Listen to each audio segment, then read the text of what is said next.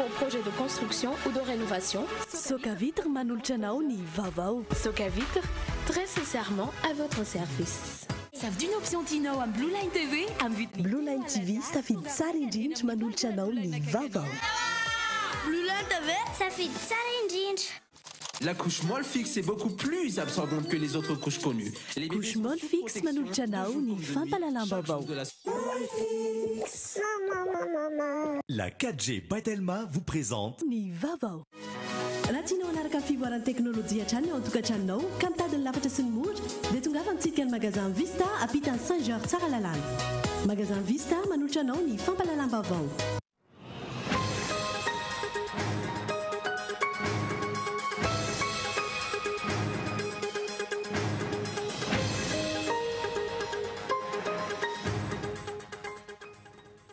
Ambany tany ireo olona tonga manoratra na manamarina ny anarany anatin'ny lisam-pifidianana eny anivon'ny fokontany amin'izao herinandro vitsy mialohan'ny fiafaran'ny fanamarinana ny anarana anaty lisam-pifidianana izao. Maro no anton'izany tahambany izany raha ny fanazavana azo. Any Frantsa ankehitriny ilay teratany frantsay nitsoaka avy tao amin'ny hôpitaly iray teto Andrenivohitra. Ny gadra taony Atsiafana nanomboka ny volana Jona lasa teo ary namohan'ny mpitandron'ny filaminana fikarohana. Misy raharaha ahina fenina ao anatin'ity fitsoahana ity raha ny vaovao miparitaka any ivelany any. Nahitana fiakarany avokoa ny kilao an'ny Vargas any amin'ny faritra sy ny distrika maro manerana ny nosy amin'izao fiandohan'ny taonina izao. Fiakarany izay mahatratratra any amin'ny 200 ariary isaky ny kilao. Nivadika Rivodoza matanjaka ilay andro ratsy ny forona tao atsinanany Antalahy ary nomena ny anarana hoe Ava. Tamin'ny 7 ora maraina teo any amin'ny 300 kilometatra antsinanany Antalahy misy azy. Maresaka iraisam-pirenena kosa indray dia nanameloka ny herisetra nitranga nandritry ny hetsika tany Kinshasa renivohitra Repoblika Demokratika ny Congo ny fiangonana Katolika. Efa tafakatra 12 no namony eny raha ny fanazavany mpikarakara ny hetsika. Nandidinindreo arahanao afaka fotoana fohy.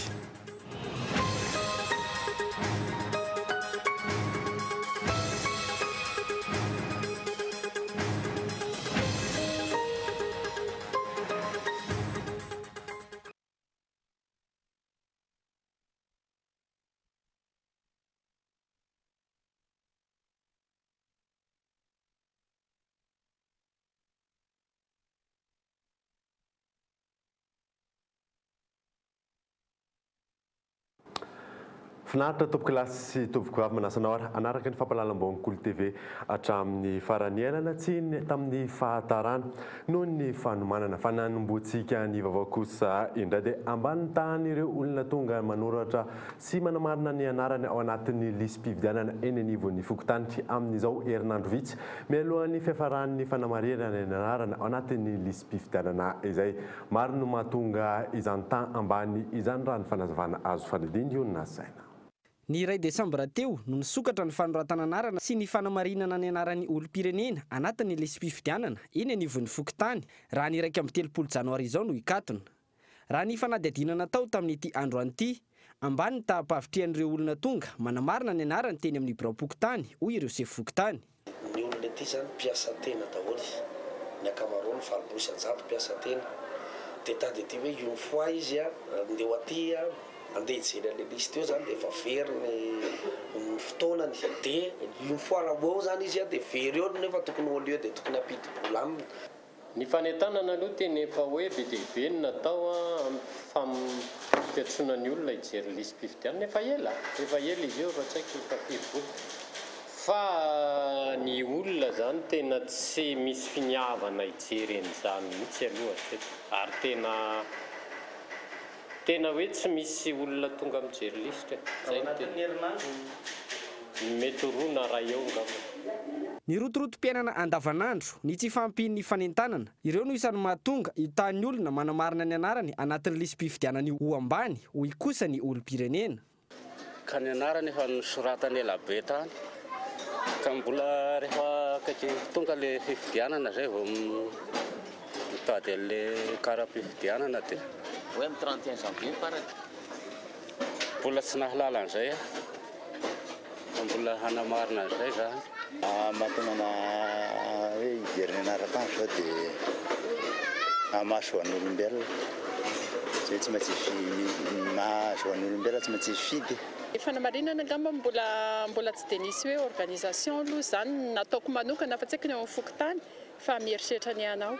Etsy ankilan'izay mpifidy misa 10 tapitrisa no vinavinain'ny eo anivon'ny seny ho ampidirina anatin'ny lisy mpifidianana amin'ity taona ity. Mametra-panontaniana manoloana izany ny mpanara-baovao ny amin'ny fomba ahatratrarana io isy io raha ny zava-misy ankehitriny no jerena. Ny tsy fahatomombana ny lisy mpifidianana izay ratsaivana niteraka krizy hatrany teto amin'ny tany sy ny firenena. Diso fanantenana ny vahoaka madinika izay niandry ny kabarin'ny filoham-pirenena tamin'ny farany taona teo raha nambaran'ny mpandinika ny fiainam-pirenena sy ny mpanao politika izay nanaovana fanadihadiana tamin'ity androany ity. Zavatra maro anefa nandrasan'ny tsiraray tamin'izany indrindra teo amin'ny lafin'ny sosialim-bahoaka. Mioramanitra. Tsy toy ny isa-taona tsy nisy ny kabary fanaon'ny filoham-pirenena ho an'ny farany taona 17 Diso fanantenana araka izany ny vahoaka madinika raha nanambara ny mpandinika ny fiainam-pirenena sy ny mpanao politika nanaovana fanadihadiana. Fotoana tokony hitondrana firarian-tsoa ny vahoaka malagasy nefa ny fotoana tahaka ireny. Ankoatr'izay, ao anatin'ny kabary fanaon'ny filoham-pirenena isaky ny farany taona no iandrasan'ny vahoaka madinika izay mety ho fivoarana amin'ny lafin'ny fiainana andavanandro sy ny sosialy. Fandosom-panantenana lehibe ho an'ny vahoaka malagasy aloha ny tsy filazana na ny firarian-tsoa izay tokony ataon'ny filoham-pirenena satria ny filoham-pirenena dia ray aman-drenin'ny vahoaka malagasy. Na inona rivotra politika na inona rivotra politika dia izay aloha hoe manana ray aman-dreny ny vahoaka malagasy. Ao anatina tonotoana ohatrany ny asa rahamanitra dia tokony manana zavatra ambara ho an'ny vahoaka izy ankoatra ny firarian-tsoa. Dia izany izay natao hoe diso fanantenana ny vahoaka malagasy amin'izay fihetsika izay mba miandry koa ngely gasy kely izay fatritraky ny fiainany miandry an'ilay rehefa tonotoana ohatrany dia ilay hoe miakatra firisan-jato indray ny karama na ny fiandrasana an'izay ihany azy dia efa tena zava-dehibe amin'ilay vahoaka malagasy. Amiko izany ohatrany hoe kamboty velondray ny vahoaka malagasy. Ahoana ny fomba famerenana vidim-bary tamin'ny talohany nandraisany Ravalomanana ny fahefana ohatra na famerenana ny sandam-bola malagasy talohany nandraisany Ravalomanana ny fahefana. Zany ny tokony hovalian'ny mpanao politika indrindra moa ny filoha amin'izao fotoana izao mba ahafahana mandresy lahatra ny vahoaka malagasy amin'izao taom-baovao izao. Hatreto aloha tsy fantatra mazava izay antony tsy nisy nio kabary fanao isan'ny taona io. Ho an'ny mpandinika ny fiainam-pirenena iray, ahina ny siny ambadika politika manoloan'io tranga io. Fahitana an'ilay zavatra ataon'ny filoham-pirenena dia mandiso fanantenana ny vahoaka malagasy vaky volo satria ny vahoaka dia fananana kolontsaina foana hatramin'izay fa miteny ny filoham-pirenena izay mitantana Madagasikara melony 3 volana Desambra amin'ny 7 ariva ny andran'io vahoaka malagasy na tamin'ny TV man tamin'ny RNM indrisa nefa fa zavatra fa noseho dia tsy nisy ary gaga ny olona efa maninona ny filoham-pirenena tsy niteny inona ny antony tsy tenena ny filoham-pirenena dia natokana ihany mety ho tahotra ve fanamanana fifidianana ve kajy ao anatin'ny fifidianana ve izy ny afaka amaly an'izay fa ny fijery ny olona ireny dia misy zavatra ambadika be be ao anatin'ireny. Eo amin'ny sehatra politika kosa ny fotoana anaovan'ny filoham-pirenena kabary no ahafahany mahita ny vina mikasika ny fiainam-pirenena tsy mbola hita nefa io vina politika io hatreto raha ny fanazavana. Verina fa amin'ireny fotoana ireny no ahafahana manao ny vina mety ho avy sy ny fandraisana andraikitra ao anatin'izay fotoana ho avy izay taona vaovao. Ny taona 2018 dia taona ny safidy. Isafidy ny vahoaka malagasy, isafidy filoham-pirenena vaovao ka amin'ny fotoana iny zany no ahafahana miteny hoe inona ny tena vina hatramin'izao zay mbola tsy nahita zay vina zay tamin'ity fanjakana nandritry ny efataona nitondrany. Raha ny zava-misy no jerena toe-javatra maro no mitaky vahaolana ao anatin'ny fotoana fohy na eo amin'ny lafin'ny sosialy zany na eo amin'ny lafin'ny toe-karena na eo amin'ny lafin'ny ara-politika. Hatreto anefa tsy ahitam-bahaolana ny fisondritry ny vidim-piainana, fitotonganan'ny vola malagasy, ny tsy fandriam-pahalemana sy ny maro hafa tsy voatanisa. Raha usinna kosa indray dia any Frantsa ity teratany Frantsay ity taorian'ny fitsoahana atao amin'ny hôpitaly iray teto Andrenivohitra raha ny giady tany tsy ahafahana nanomboka ny volana jona lasa teo. Fantaniana maro no mipetraka manoloana ity tranga iray ity narindra ny ranomanana. taorin'ny famoahana ny filazana fikarohana ny Osinina Arfa omaly izay ny gadra tany Tsiafa nanomboka ny volana Jona lasa teo. Fantatra ankehitriny fa efa any Frantsa i Osinina Arfa teratany frantsay. Taorin'ny famoahana azy antsokosoko azy tao amin'ny hôpitaly iray teto Andrenivohitra ny farany volana Desambra lasa teo. Tao anatin'ny volana sy tapany teo, niena teo amin'ny 7 kilao eo i Osinina Arfa raha ny fanazavana vao tonga tany Frantsa. Voalaza ny iray tsokombakomba taminy ihany koa ny vadiny tamin'izao fitsoahana izao. Raha toka namoaka ny fampilazana fikarohana n'ity gadran'ny tsoka ity, ny manam-pahefana eto Madagasikara omaly. Tamin'io fotoana io ihany koa ny resaka tamin'ny gazety miseho isan'andro any Frantsa ny tenany. Fanontaniana maro no mipetraka ao anatin'ity raharaha Hossein izay mpanolotsaina misahana ny fiarovana ny filoham-pirenena tamin'ny farany taona 2012 ity. Antony nampidirana azy amponja tany Tsiafa ny volana Jona 2012 ireo vesatra maro no anenjehana azy. Niainga tamin'ny fisolokiana andraikitra sy ny fitakiana vola amin'ny tsy ara-dalàna.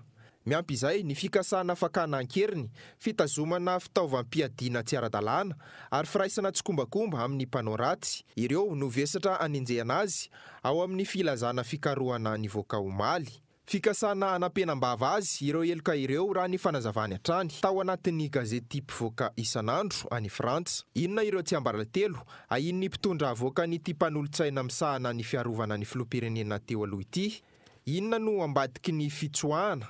Andrasana ny fanazavana momba ity raharaha ity izay iverin'ny mpanara-baovao fa mahatonga ihany koa ny fanafenana tao anatin'ny fitaratra tsy laitram-balan'ny filoham-pirenena sy ireo lehibean'ny andrim-panjakana vitsivitsy izay niatrika ny matso lehibe ho fanomezam-boninahitra ny fiverenan'ny fahaleovantena tamin'ny taondasa. Mitombotra ny vola alain'ny fanjakana amin'ny fanamboarana passeport. Raha iray alina sy iray hetsy ariary izany teo aloha niakatra 7 alina sy iray hetsy ariary izany amin'izao fotoana izao. Mbola tsy mitondra fanazavana momba izany izao ny eo anivon'ny polisy pirenena. Kaetan Andriatsilavo. Raha tany amin'ny solika sy ny vidin-jiro ary ny vidim-piainana no efa fantatry ny be sy ny maro fa izy fisondrotana raha vao migadona ny taona 2024 tany amin'ny fanamboarana passeport indray zany no ny antefy. Nahitana fiakarana ny fanamboarana passeport. Raha iray alina sy iray hetsy ariary zany teo aloha, niakatra 7 alina sy iray hetsy ariary zany amin'izao fotoana izao. Nandritra ny fihaonana teo amin'ny nivon'ny Ministeran'ny Filaminam-bahoaka sy ny mpanao gazety tamin'ity androany ity, mbola tsy afaka nitondra fanazavana manoloana izany izy ireo. Mbola tsy ato anatin'ny élément de réponse amin'ny fotoana izao fa mbola isy ihany ny fotoana omendrona ndraiky mahakasika. Fanontaniana mipetraka manoloan'izany dia ny hoe raha oviana vao isy fanazavana avy amin'ireo tompon'andraikitra manoloana io fiakarana io. Ny zavatra misy aloha, atr'izay nitondran'ny filoha Rajaonarymampianina izay dia tsy nitsahany tombo ny vidim-piainana. Ny tombo hatrany ihany koa ny vola alain'ny fanjakana amin'ny vahoaka malagasy amin'ireny sampandaharaha-panjakana ireny. Tsy fantatra mazava ny antony akana io vola ampitomboana io. Ankoatr'izay, tsy mamaly araka ny tokony ho izy ny filana ny tolotra. Tsy misy fandaminana mazava mifanaraka amin'ny vola alohan'ny mpanjifa. Manana zo afantatra izany anefa ny vahoaka malagasy satria volam-bahoaka izany. Efa notanterina teto amin'ny fampahalalam-baovao ny visin'ny kolikoly avolenta amin'ny fanamboarana passeport. Ohatra amin'izany nahazahoan'ilay orinasa tany Congo ny tsena.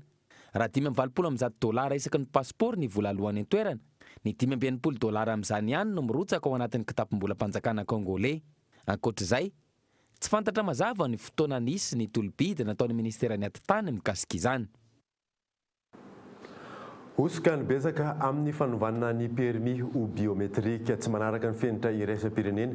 Io permis biometrika vita eto Madagasikara io ankoatr'izay moa dia tsy manan-kery amin'ny sehatra iraisam-pirenena ihany koa. Mioramanitra.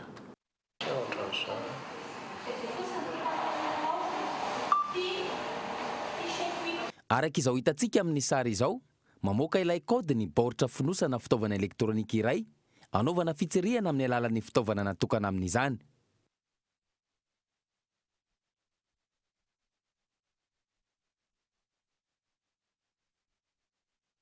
Tsy tahaka izany kosa nefa ny mitranga amin'ny fotoana anaovana scanne ilay permis biometrika vita eto Madagasikara. Izany hoe tsy mivoaka ny QR kody amin'ilay permis anaovana fitiliana. Raha ny tokony ho izy anefa, tokony hipoitra ilay QR koa dia amin'ilay permis mandritra ny scan tokony potra eo ihany koa araka izany ny mombamomba ilay olona tompon'ny permis. Azo lazainy zany hatreto fa tsy manaraka ny fenitra takina eo amin'ny sehatra iraisam-pirenena io permis biometrika vita eto Madagasikara io. Hatreto nefa mbola mitohy hatrany ny fiarah-miasan'ny fanjakana amin'ilay mpamatsy fitaovana entina manova ny permis ho biometrika. Mipetraka araka izany ny fanontaniana, inona no antony mbola hanohizana ny fiarah-miasa amin'ireo mpamatsy fitaovana ireo? Raha orinasa malagasy no nanao izao osoka izao, tsy efa nonjen'ny fanjakana ve? Nahoana ny vahoaka malagasy no fitana amin'ny resaka osoka tahaka izao? Ankoatr'izany, mbola nahemitra ihany koa ny fotoana ahafahana manova ny permis biometrika araka ny note navoakany avy ao amin'ny SIM na ny centre de matriculation Ambohida sy ny ministera ny atitany miahy azy mivantana. Raha tokony ho tamin'ny faran'ny volana Desambra lasa teo ny farany amin'izany dia mbola nitarina hatramin'ny volana Jiona 2024 araka io note io. Isan'ny mampametra-panontaniana ny mpanara-baovao ihany koa ny rotoroton'ny fanjakana hanomezana ny fiam-potoana hanamboarany olon-tsotra ny permis biometrika eto amintsika raha toa ka any amin'ny firenena fatohan'ny La Frantsa dia 30 taona ny fiam-potoana hanaovana izay permis ho biometrika izay. Tondray ary anaraka dokavarotra isika mialohany andraisantsika ny vahiny sy avy ao amin'ny prekaisakady fotsy ao anatin'ny tapany faharoan'ny vaovao. Ijery ihany koa isika mahakasika ilay andro ratsy lasa rivo-doza avahy rehefa avy eo ary.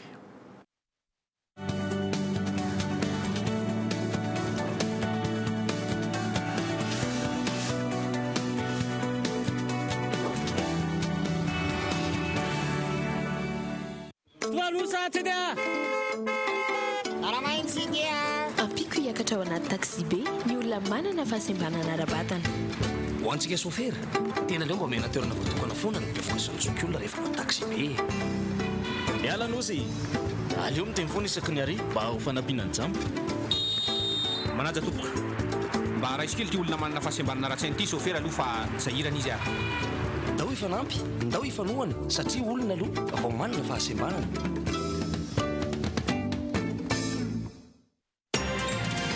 Messieurs, chers parents, voici Théo, le bébé qui consomme le plus de liquide au monde. Le monde entier parle de lui. La vraie question est de savoir, quelle couche peut absorber autant de liquide? Quelle couche Théo utilise-t-il? Mon fils Théo utilise bien sûr la couche de bébé la plus absorbante, la couche molle fixe.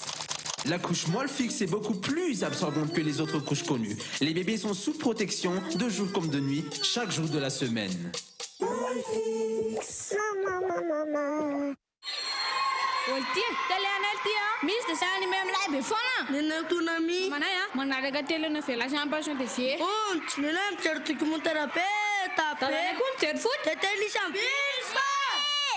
Blue Line TV daholo izany ny tele anareo trano e. Savidy ny option tianao amin'ny Blue Line TV amin'ny vidiny 3 alina. Fanatanjahantena, fialamboly, sarimihetsika, fandaharana ho an'ny fianakaviana. Vaovao maneran-tany tonga avaingana eny amin'ny mpanjara Blue Line akaiky anao. Blue Line TV safidy tsara indrindra. 400 volts.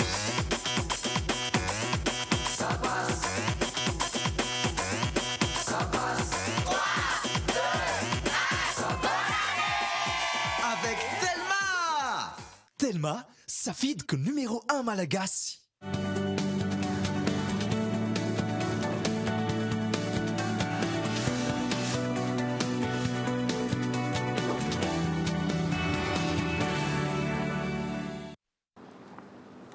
Verina eto amin'ny fampahalalam-baovao isika hanatanteraka fivoriam-ben'ny mpiasam-panjakana rehetra miaraka amin'ny SSM ny zoma ho avy izao manoloana ny toyan'ny fitakian'izy ireo mpiasam-panjakana moa izay mbola tsy nandray ny karamany.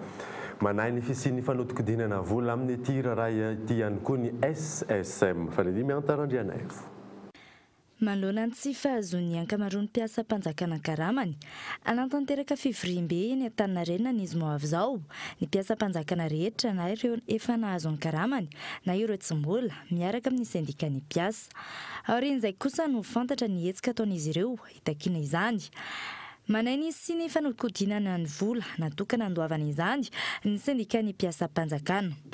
Raha ny fahitana azy aloha zany matony zany efa tsy tonga any amin'ny mpiasa aty amin'ny mpiasa le vola dia na inona filazan'izay dia détourné izy détourné any amin'ny zavatra hafa fa hoe manara-dalàna ve mety détournement manara-dalàna le izy mety détournement koa mitsikombakomba iarahan'ny tompon'andraikitra zany amin'ny fomba mendrika zany fomba fahitany zareo azy zany satria efa tsisy afaka amin'ny contrôle mihitsy zany ministère finance et budget zany amin'ny resaka fitantanam-bola io fa dia efa manao zay daniny kibony sy ny daniny fahitany azy zany izy hatreto nandamokatra ny fampiresana nataony mpanao fitakiana sy ny tompon'andraikitra mifanilika ihany koa ny ministera voakasiky ity raharaha ity efa nisy zany fampiresahana fa ny zavatra misy zany dia tena mbola manizingizina ny ao amin'ny ministère finance et budget fa tsy avany amin'ny zareo io fa avany amin'ny DRH ny ministère isan-karazany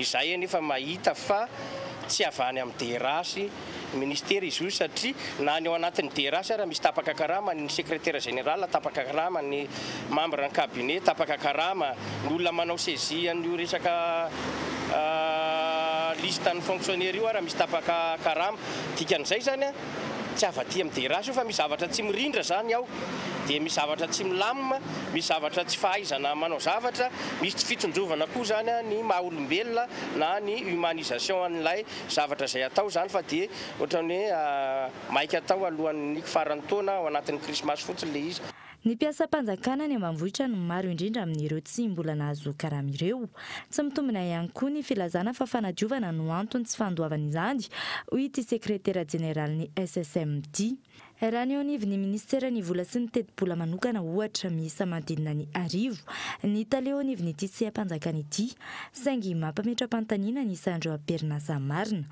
mahery ny roetsy kosa ny isan'ny mpiasam-panjakana voafaritra anatin'ny LFI 724 raha toka manodidina ny 5 alina sy 1 hetsy no nolazainy teo anivon'ny ministera ny vola sy ny teti-bola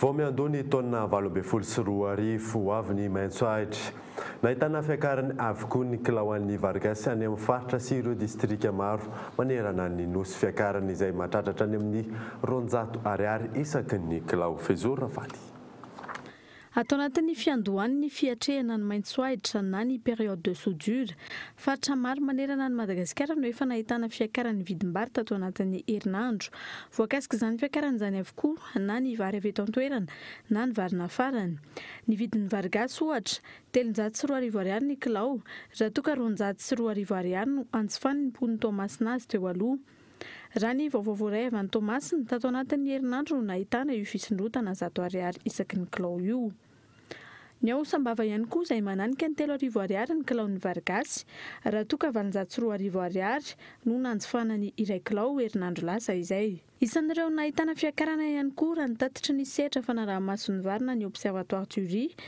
ny vidim-bary ao amin'ny distrika Ambatondrazaka faritra loatra Mangoro ny ao Miarinarivo ny ao Antsirabe voalohany 100 kosa ny fiakarana any amin'ny distrika ny Morondava faritra Menabe lasa 704 ariary ihany koa ny kilaon'ny vary Makalioka raha toa ka 204 ariary zany herinandro lasa izay izany hoe nahitana fiakarana 900 tahaka izay ihany koa ny vary Tsipala amin'ny ankapobeny 704 ariary ny kilao nahitana fiakarana 400 kosa ny tao Miarinarivo ary 100 ao Antsirabe raha tsy ahivina hatramin'ny volana Desambra ny hatrehana ny fety teo kosa no efa nahitana fiakarana ny vidin'ny vary nafarany any amin'ireo renivohim-paritany sasany eto Madagasikara toy ny ao Miarinarivo, Ambositra, Antsiranana voalohany ary Sambava miovaova kosa ny vidin'ny vary akotry izay manodidina ny 700 ariary ny kilao any Mahabo faritra Menabe 700 ariary ao Betafo faritra Vakinankaratra 700 ariary kosa ao Miarinarivo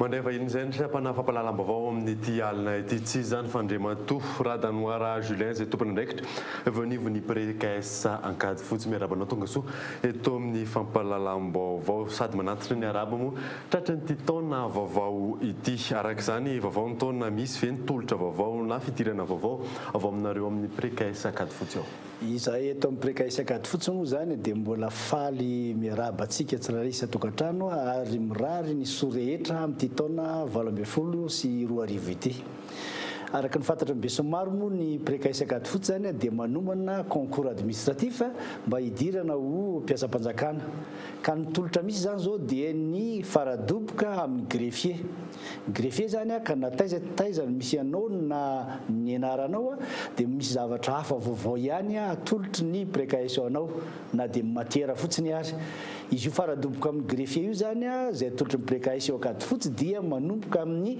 6 janvier zao ka mefara amin'ny 5 février ray volana zany exercice fotsiny zany io zay atao ao amin'ny précaissé akady fotsy momba ny greffier manaraka zany dia ny magistrat zany dia misy ny cours amin'ity 3e mois ty zany ty 3e mois ty dia misy koa ny exercice atao ny mpampianatra hafa misy mpampianatra anakoho samihafa zany misy manao cours misy manao exercice fotsiny zany hoe mpampianatra anakoho samy manany maizy azy daholy fa zay zany nomena amin'ny greffier amin'ity volana faranyty zay manomboka koa zany io amin'ny 8 janvier zao dia mifarana amin'ny 5 février ihany koa zany hoe mpampianatra samihafa zany mamezy tsara indrindra test de présélection moa zany questionnaire isan-karazany dia ao koa zany ny greffier dia ohatran'izay ihany koa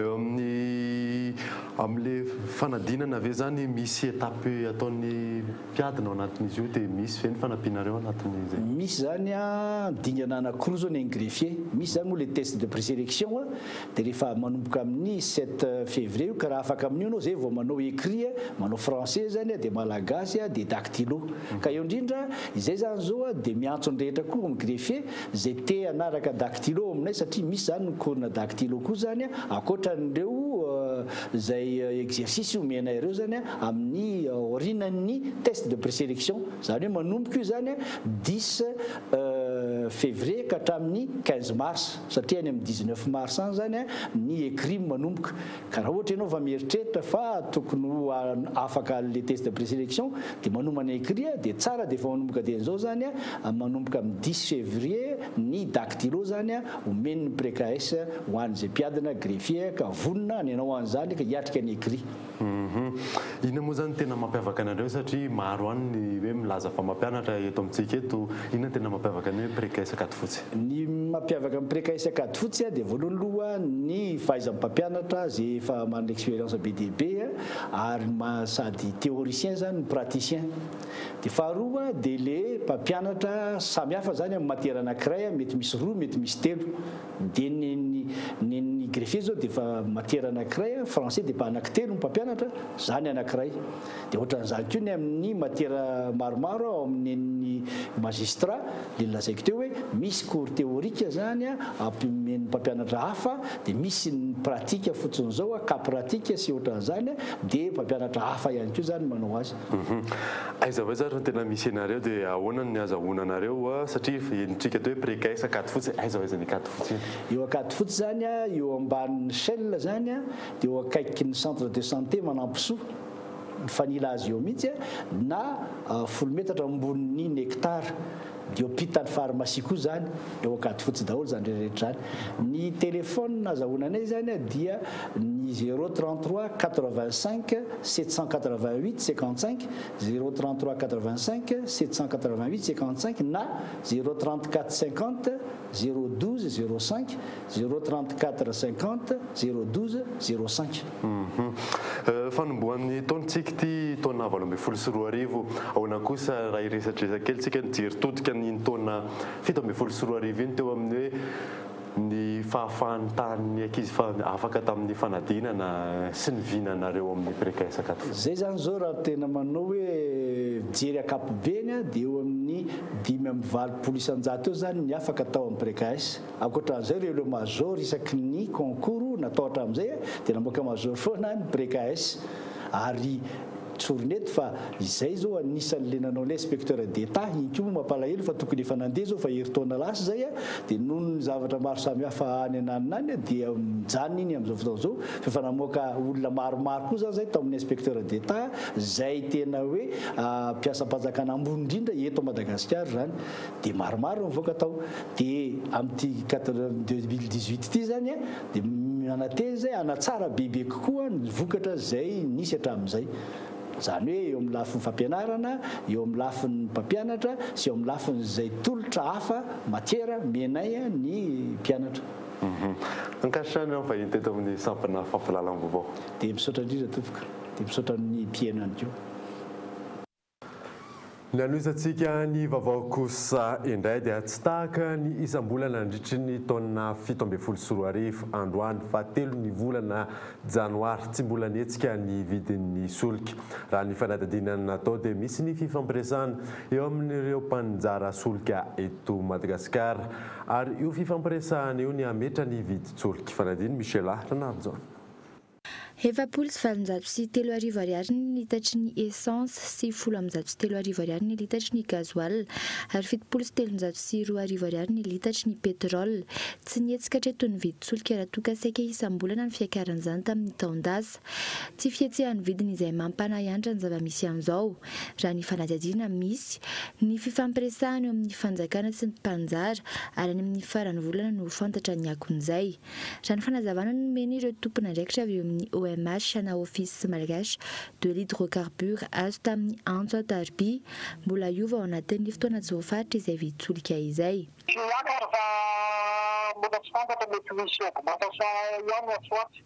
Zay aloha zany mbola tsy ananako notion mihitsy. Mbola tsy ananako notion satria tamin'ny tanjana iny izy apasaika tadiakatra. Zava-misy ange ny opérateur pétrolier rehetrarehetra miforme ohatran'ny karazana cartel. Itanao mitovy ihany ny comportementn'izy mianakavy zany sy ny politika ny pension ny prix io. Ny fanjakana fotsiny zany miezaka mialléger amin'ny prix fa ny vérité de prix zany pour le moment zany mbola tsy mipetraka. Ny faravolana izao raha tsy misy ny fiovana ny fahafantarana ny votoatin'ny fifampiresahana eo amin'ny fitondrana sy ireo mpanjara solika. Ity fifanarahana ity izay nosokajiny kabinet frantsay iray PSIP Franlab miaraka amin'ny IFP Énergie Nouvelle tao amin'ny lettre de l'océan Indien ny tapan'ny volana desambra teo manomevahana ireo kampania tsolika eto amintsika ambony loatra mitaha amin'ny tokony ho izy ny tombony alain'izy ireo raha ampitahaina amin'ny fenitra napetraka na ny benchmark raha ny fanazavan'izy ireo. Raha tsy ahivina miankina betsaka amin'ny vidin'ny solika iraisam pirenena ny famaritana ny vidin-tsolika eto Madagasikara ny taona 17 nisy ny filazana ho famaritana ny vidin'ny tena izy toy ihany koa ny fametrahana ny prix maxima vokany janona tsy maro toerana trano ny vidin-tsolika teto Madagasikara nandinona ny 3 ariary hatramin'ny 703 ariary ny litatra. Amin'izao tafiakatra $9.90 ny vidin'ny baril eo amin'ny tsena iraisam pirenena raha toa ka $5.80 izany ny volana janoary 17 andratsana ny toin'izay. Lafim-baovao hafa kosa iray dia nakatona ny fitrandrana volamena nataona orinasa sinoa iray tao Vohilava Mananjary. Taoriana fihetsiketsehana nataon'ny vahoaka tany an-toerana etsekilan'izay dia mampametra-panontaniana ny fiarahamonim-pirenena ny hoe tena akatona tokoa ny hoe sasary mihetsika fotsiny ihany hiona saina. Ny 3 Desambra 17 no nidina tany amin'ny commune ambanivohitra Vohilava, distrikan'ny Mananjary, faritra Vatovavy-Fitondrana, ny police de mine nanakatona ny fitrandrana volamena nataon'ny orinasa sinoa makalay image anatany an-toerana taoriany ny hetsika nataon'ireo mponina izay nentina taminao tanatin'ny fandarana manokana teto amin'ny fahitalavitra Kolo. Fanakatonana izay fahatelo izao antony mahatonga ny ayay ny fiarahamonim-pirenena. Somary mampalelo nefa dia efa hatramin'ny 2016 zahay ato amin'ny firaisamonim-pirenena sy nireo vahoaka voakasika no nanao antso-fiavy tamin'ny fitondram-panjakana mba hanakatona an'io fitrandrahana io. Dia nefa zany hitantsika hoe roa taona teoriana zay vao misy fanakatonana. Tsy mazava koa hoe tena ikatona dia tsy sokatra tsony ve izy io sa ahoana satria efa nisy fanakatonana efa indroa mietaona zay. Anaraka akaiky ity raharam-pitrandrana volamena ataon'ny orinasa sinoa ao Vohilava Mananjary ity ny fiarahamonim-pirenena raha ny fanazavana hatrany. Ato amin'ny firaisamonim-pirenena dia tsy tsahatra ny anara-maso akaiky ny zava-mitranga so dia hoe isokatra indray io fa moka taratasy hafahafa lazaina fanomena avy any amin'ny prime ministre indray ny ny onasa ziana ka dia anara-maso zay ary tsy vitany hoe ny any mananjara ihany no raha nay maso sy anaovanay antsoavo lalandava amin'ny fitondram-panjakana fa ny fitrandrahana arena kibon'ny tany rehetrarehetra eto Madagasikara satria hita fa be loatra ny kolokolo tafiditra ao be loatra ny tsy fanarahan-dalàna. Raha tsy ahivana ny 17 aogositra 2024 efa nisy ny fanakatonana ity orinasa sinoa ity saingy niverina nisokatra nitsokosoko indray fotoana fohy taoriana izay noho ny firaisana tsokombakomba tamin'ireo olom-boafidy sy olom-boatendry sasatsasany tany an-toerana. Nakaton'ny ministera tompona andraikitra indray izany ny Jolay 17 ka nanova-paikady indray ireo sinoa ahafahana mitrandraka izay volamena izay. Dia izao nakatona fa ny telony izao indray.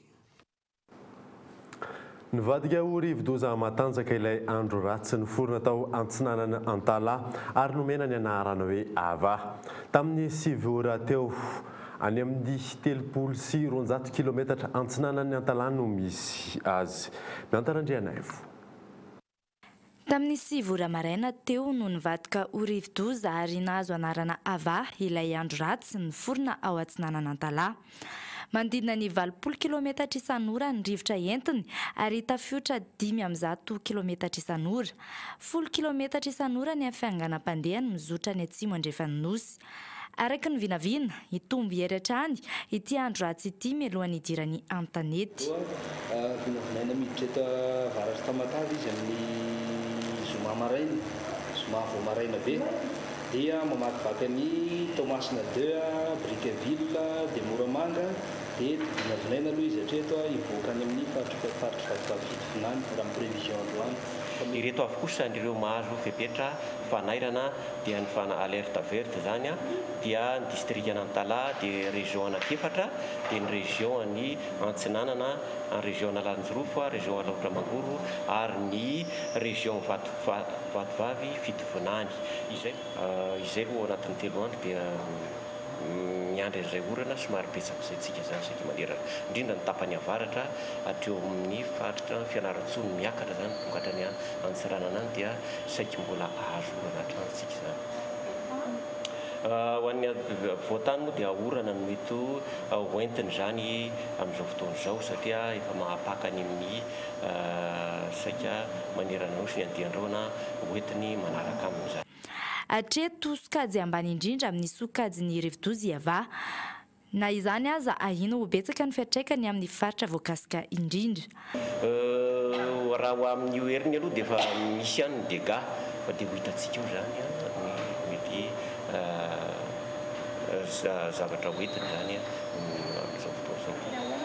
Izy zany sokajy ambany indrindra amin'ny herin'ny cyclone rivo-doza zany satria misy sokajy eo amin'ny 10 eo zany miakatra kely zany ambony izay dia hoe forte tempête tropicale modérée dia rehefa miakatra ihany cyclone tropicale io izy manomboka maherery dia raha miakatra ihany izy ny heriny dia cyclone tropicale intense dia ny mahery indrindra cyclone tropicale très intense zany izay sahala amin'ny gafily na ry zelaridary reny zany tena matanjaka indrindra. Raha tsy ahivina, enina ny isan'ny rivo-doza vinavinaina hiditra eto Madagasikara amin'ity taona ity, 4 amin'io rivo-doza matanjaka avokoa.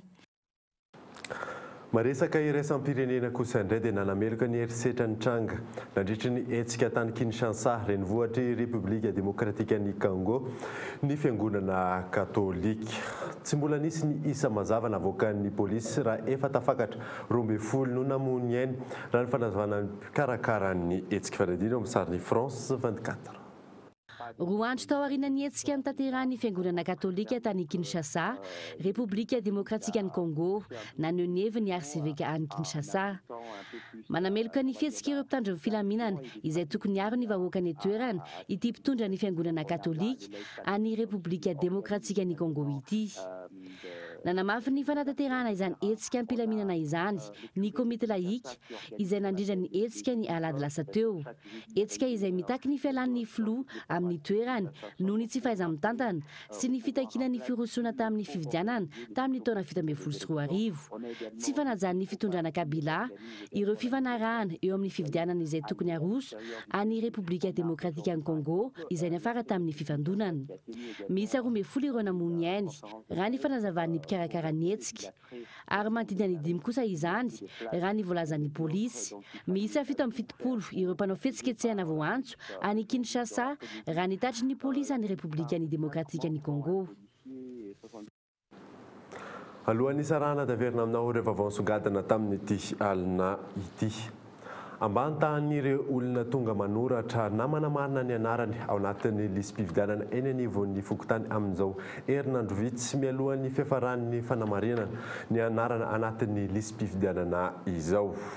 Maro no antony izany raha ny fanazavana azo. Nahitana fiakarany avokoa ny kilaoan'ny Vargasy any amin'ny faritra sy distrika maro manerana ny nosy amin'izao fiandohan'ny taona izao. Fiakarany izay mahatratratra any amin'ny 200 ariary isaky ny kilao. Ary farany moa dia nivadika ho rivodoza matanjaka ilay andro ratsy sy ny forona ao atsinanan'ny Antala ary nomena ny anarana hoe Ava. Dia izay mamanana vaovao tamin'ity alina ity. Ankasitrany ianao nanaraka izany. Soava tsara daholo tompoko.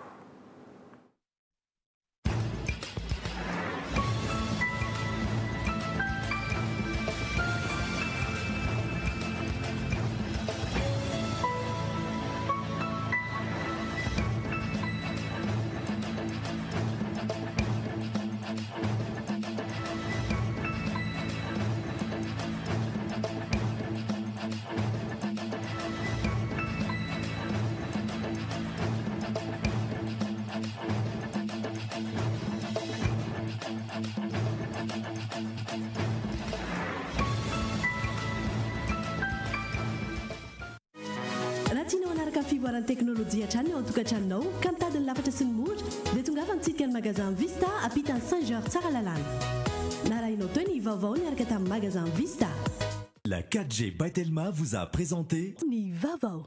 La couche molle fixe est beaucoup plus absorbante que les autres couches connues. Narahinao teo ny fampalalam-baovao niaraka tamin'ny couche molle fixe. Savy d'une option Tino am Blue Line TV am vite. Ny vaovao dia niarahanao tamin'ny Blue Line TV safidy tsara indrindra.